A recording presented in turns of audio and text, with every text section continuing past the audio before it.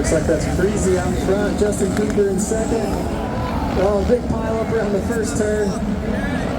That is slippery off the side right there. That is the 66 going off as well of Justin Starling. Tough break for him.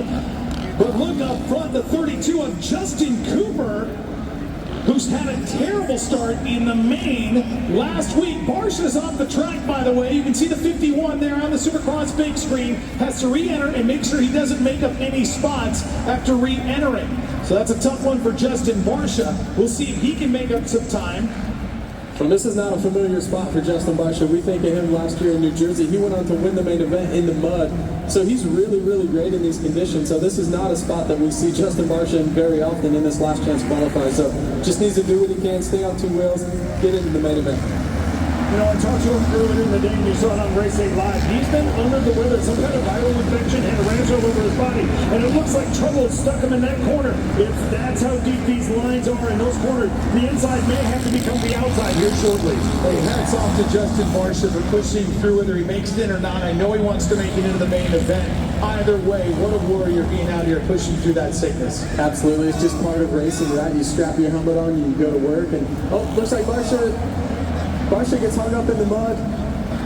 Guys get hung up behind him. Now he's back going now, but he's well out of transfer position here, Dan. He's back in 7th place right now, so he's got some work to do. Yeah, the 173 of Hunter Schlosser right alongside him. Hunter was also in that mix-up, in that crash that took down Hunter Lawrence as well. So a battle ensuing here. JP, I'd like to know from a rider's perspective, in conditions like these, is it go slow or to go fast? Can you really push or charge that hard when the track is this treacherous, or you have to slow it down and be patient and just let the bike do its thing underneath you? Well, it's such a fine line, Chase. It's a great question. Now, if we had that figured out, we could definitely make some money tonight and relay the message. But it's such a fine line and a balance of you don't want to push too hard to lose traction and go down, but you need to keep the wheels turning. You don't want to do stop and go so much. You got to keep the forward momentum going. And they always say the faster you go in the mud, the easier it is. But there's a limit to it. There's somewhat of a speed limit, especially with all these ruts that are developing. So it's a really fine line. It's a fine dance to really ride these muddy conditions well. It looks like Vince is doing well out front right now.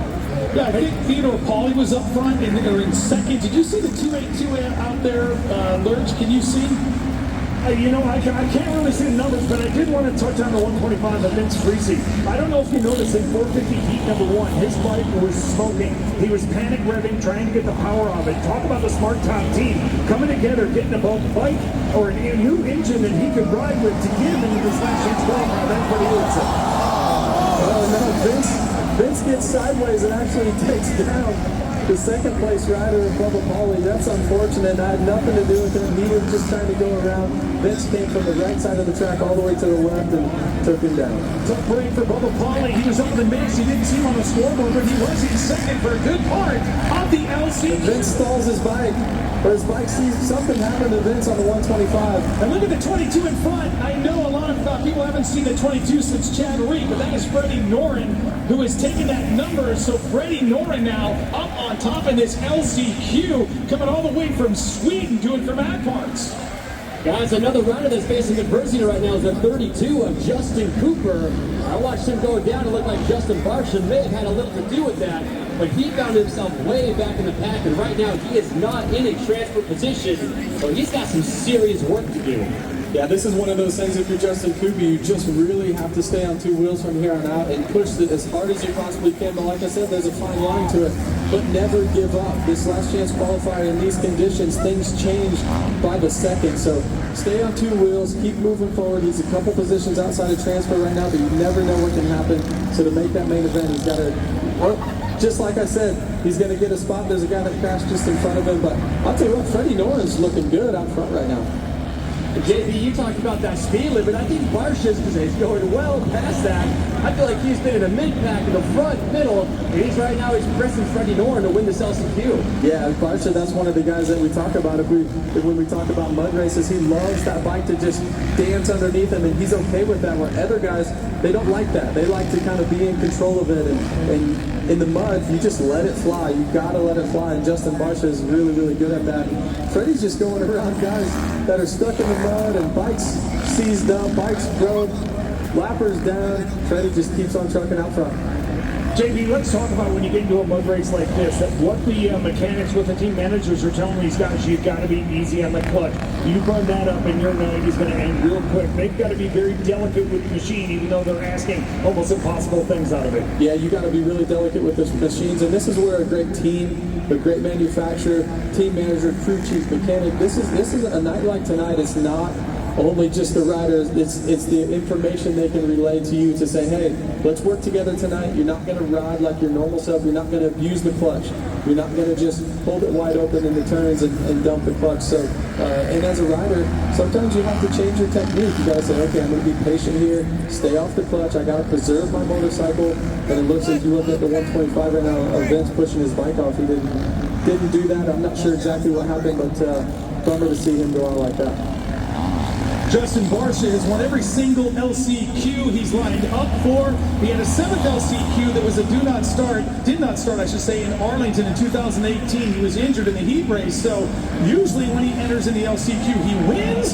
We have a rider down right after the finish line. The white flag is out. Final lap right here for Freddie Noren. Can he do it? June 16th, 2020 was the last time number 22 won an LCQ. That was Chad Reed. Freddie Noren was 3rd in last week's LCQ. He has 1 career LCQ win, A1 2023. Can he do it again here tonight? I don't think Barsha's done with him, Dan. I think Barsha's done with 51. Is catching him a little bit. Freddie's flirting with the edge of the track, and he's just trying to find some smoother lines. Down the middle right now is the worst conditions. You look at Barsha on the far left, Freddie was going down the far right. Watch for this lead. Justin's catching him a little bit with just about half a lap to go. Kate Clayson in that 4th and final transfer spot. That'll be the 2nd week in a row. They'll make it in through that. Remember, he was battling for Hunter Lawrence last week, so just made it in. That is tightening up the rain. Obviously, you feel it coming down. Final lap here for Freddie Noren. Can he keep it upright, make it in, grab another LCQ win, and take this one into the main event? Brilliant riding by Freddie Noren. Couple turns to go. Can he keep it going? This has been a battle. Here comes Barsha. Barsha smartly not going wide open on this one. I think that's by design, but this guy deserves a round of applause. Give it up for Freddie Noren.